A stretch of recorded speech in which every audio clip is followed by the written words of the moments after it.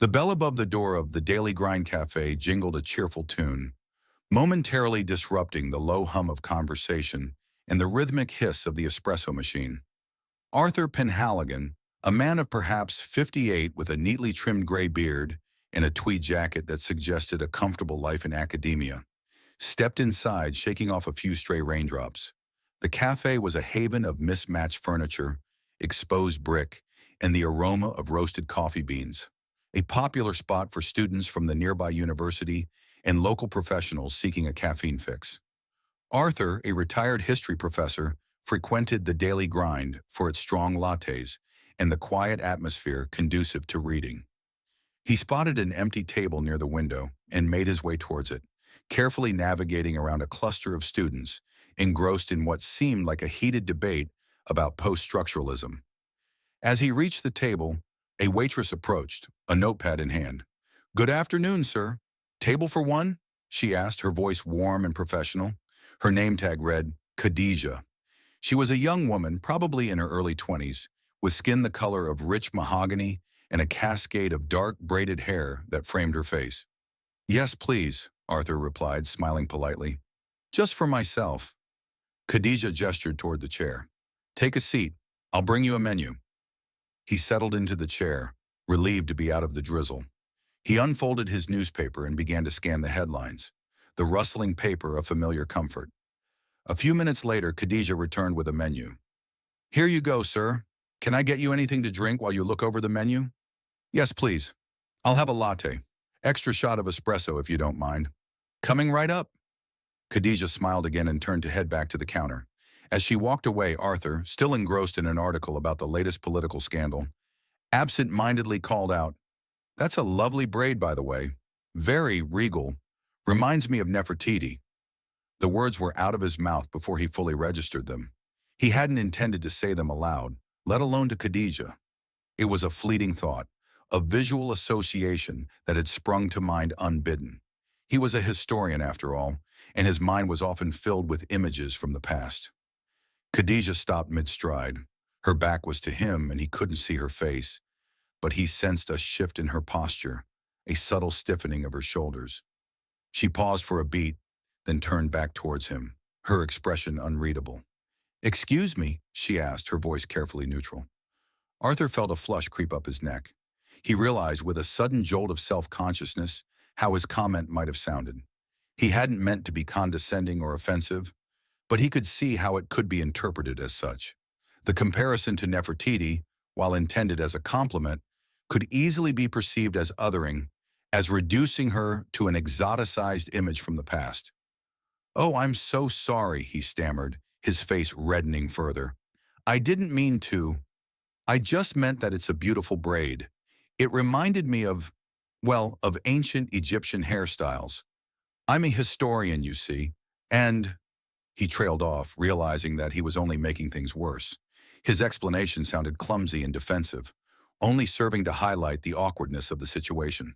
Khadija's gaze remained fixed on him, her eyes narrowed slightly. "So, you're saying my hair reminds you of ancient Egypt?" "Well, yes," Arthur said, wincing inwardly, "but only in the sense that it's a beautiful and intricate style.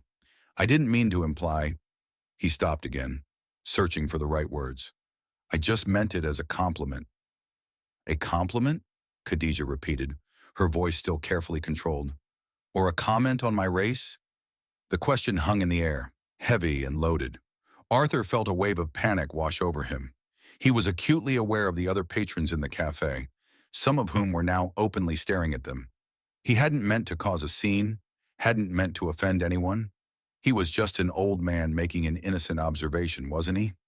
"No, no, not at all," he protested, his voice rising slightly. "I would never. I simply thought it was a beautiful hairstyle. I admire the artistry and skill that goes into creating it." Khadija continued to study him, her expression still inscrutable. He couldn't tell if she believed him, if she was buying his explanation, or if she was simply waiting for him to dig himself deeper into a hole. "It's just, I get a lot of comments about my hair," she said finally, her voice softening slightly. "People saying it's exotic, or asking if they can touch it. It gets tiring." Arthur felt a pang of sympathy for her. He could imagine how grating it must be to constantly be subjected to such comments, to be reduced to a set of physical attributes. He hadn't considered the cumulative effect of such microaggressions, the constant reminders that she was different, that she was seen as other. "I understand," he said sincerely. "I truly apologize if I offended you. That was not my intention at all. I was simply thoughtless." Khadija sighed, a hint of weariness in her eyes. "It's okay," she said, though her tone suggested that it wasn't really okay. "I'll get your latte." She turned and walked away, leaving Arthur to stew in his own embarrassment and regret. He watched her as she prepared his drink, her movements precise and efficient. He wondered what she was thinking, whether she truly believed his apology, or whether she was simply chalking him up as another clueless old white man. When she returned with his latte, she placed it on the table without making eye contact. "Anything else?" she asked, her voice flat. "No, thank you," Arthur replied, his voice subdued. "Just the latte is fine." Khadija nodded curtly and turned to serve another customer. Arthur picked up his newspaper, but he found that he couldn't concentrate on the articles. His mind was racing, replaying the conversation over and over again, analyzing every word, every inflection. He took a sip of his latte, but the rich, creamy flavor did little to soothe his anxiety. He felt a profound sense of unease, a nagging feeling that he had unwittingly crossed a line, that he had revealed a hidden bias that he hadn't even been aware of. He looked at Khadija again, watching her as she interacted with other customers. She was friendly and efficient, her smile genuine. He couldn't help but wonder if his comment had soured her mood, if he had ruined her day. He wanted to apologize again, to explain himself more fully, but he hesitated. He feared that anything he said would only make things worse, that he would only reinforce the stereotype of the insensitive old white man. He finished his latte in silence, his mind still churning. He paid his bill, leaving a generous tip, hoping that it would somehow compensate for his earlier faux pas. As he walked out of the cafe, he glanced back at Khadija. She was wiping down a table, her expression unreadable. He offered a small, apologetic smile, but she didn't acknowledge him. He stepped out into the street, the rain having stopped and the sun beginning to peek through the clouds. But the sky inside him remained overcast. He felt a profound sense of discomfort, a lingering uncertainty about his own motives and biases. He knew that he hadn't intended to be racist, that his comment had been born out of ignorance rather than malice. But he also knew that good intentions were not enough. He had to be more aware of the impact of his words, more sensitive to the experiences of others. As he walked away from the daily grind, he wondered if he would ever be able to look at Khadija again without feeling a twinge of guilt and embarrassment. He wondered if he had damaged their relationship beyond repair. And he wondered if he would ever truly understand the complexities of race and identity in a society that was still grappling with its own history of prejudice and discrimination. He knew that this was just one small incident, one fleeting encounter, but he also knew that it was a microcosm of a larger problem, a reminder of the subtle ways in which unconscious biases can shape our interactions and perpetuate inequality. He walked on, lost in thought, the bustling city around him fading into a blur. He knew that he had a lot to learn, a lot to unlearn, and he knew that the journey towards understanding and empathy was a long and arduous one, but one that he was now more determined than ever to undertake. His thoughts drifted back to Khadija, to her calm demeanor and her weary eyes. He hoped that she would be okay, that she wouldn't let his thoughtless comment weigh her down. He hoped that she would continue to shine, to radiate her own unique beauty and strength in a world that often tried to diminish it. But as he walked further away from the daily grind, he couldn't shake the feeling that he had somehow failed her, that he had contributed to the very problem he claimed to abhor. And he knew that the only way to atone for his mistake was to learn from it, to grow from it, and to become a better, more understanding human being. He had a history book to write, a narrative to correct, and a future to help shape. And it all started with a single ill-considered comment in a small, unassuming cafe on a rainy afternoon. But he had to wonder, as he walked away, what would happen next time? Would he even notice his own mistakes? Arthur spent the next few days consumed by the incident at the daily grind. He couldn't shake the feeling that he had profoundly embarrassed himself, and more importantly, that he had caused Khadija genuine pain. His usual routine of reading and writing felt hollow. He tried to focus on his book, a biography of a relatively obscure 18th century abolitionist, but his thoughts kept drifting back to the cafe, to Khadija's face, and to the weight of his own words. He even considered writing her a letter, a carefully crafted apology that would explain his intentions, acknowledge his insensitivity, and express his genuine remorse. But the more he thought about it, the more he realized that a letter might be perceived as condescending, as a way for him to absolve himself of guilt without truly addressing the underlying issues. He also worried that it would be intrusive, that it would further burden her with his own discomfort. After all, she was just trying to do her job, and he had brought his own baggage into her workplace. He ultimately decided against the letter, fearing that it would do more harm than good. Instead, he decided to do some research. He spent hours online, reading articles and essays about microaggressions, unconscious bias, and the ways in which seemingly innocent comments can perpetuate harmful stereotypes. He learned about the concept of othering, the subtle ways in which people are made to feel different, marginalized, and less human. He discovered that his comment about Khadija's braid, while intended as a compliment, fell squarely into this category. He realized that he had reduced her to a set of physical attributes, that he had failed to see her as an individual, a person with her own thoughts, feelings, and experiences. He also learned about the importance of listening to the experiences of people of color, of acknowledging their pain and frustration without trying to explain it away or minimize it. He realized that his initial reaction to Khadija's response had been defensive, that he had been more concerned with defending his own intentions than with understanding her perspective. The more he learned, the more ashamed he felt. He had always considered himself to be a progressive and open-minded and tolerant individual, but he realized that his own biases were far more deeply ingrained than he had ever imagined. He had lived a life of privilege, insulated from the realities of racial discrimination, and he had been blind to the subtle ways in which his own words and actions could contribute to the problem. After a week of self-reflection and research, Arthur decided that he needed to go back to the daily grind. He knew that it would be awkward, that he might be met with hostility or indifference, but he felt that he owed it to Khadija and to himself to try to make amends. He chose a quiet afternoon, hoping to avoid a crowded cafe. He walked in, took a deep breath, and scanned the room. Khadija was behind the counter, wiping down the espresso machine. He hesitated for a moment, then walked towards her. As he approached, she looked up, her expression wary.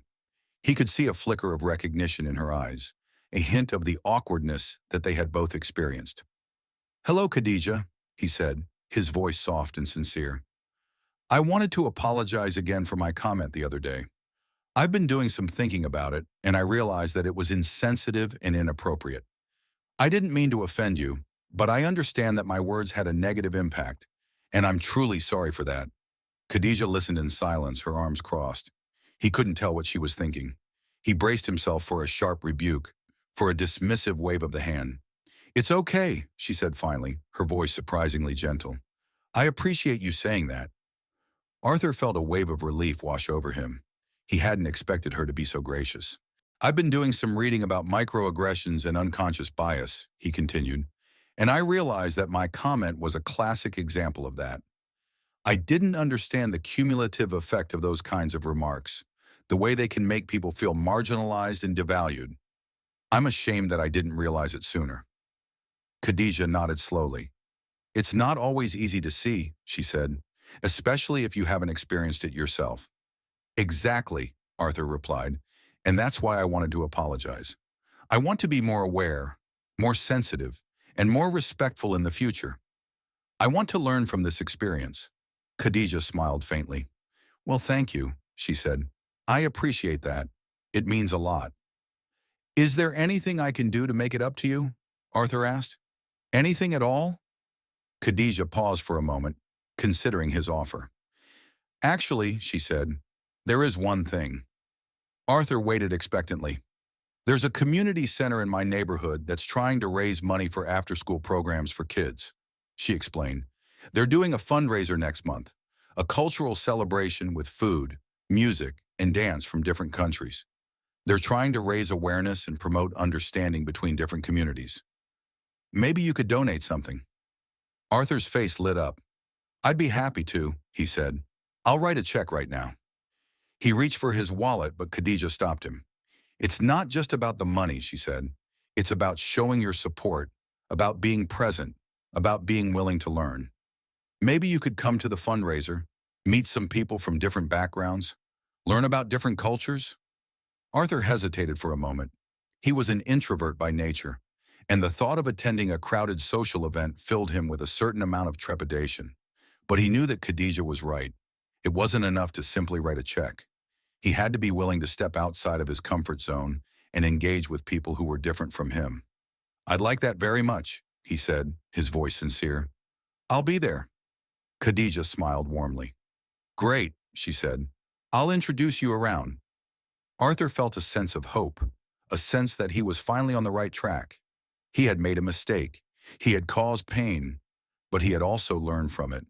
He had taken responsibility for his actions, and he had committed himself to doing better in the future. He stayed at the Daily Grind for a while, chatting with Khadija about her life, her dreams, and her experiences. He listened attentively, asking questions and trying to understand her perspective.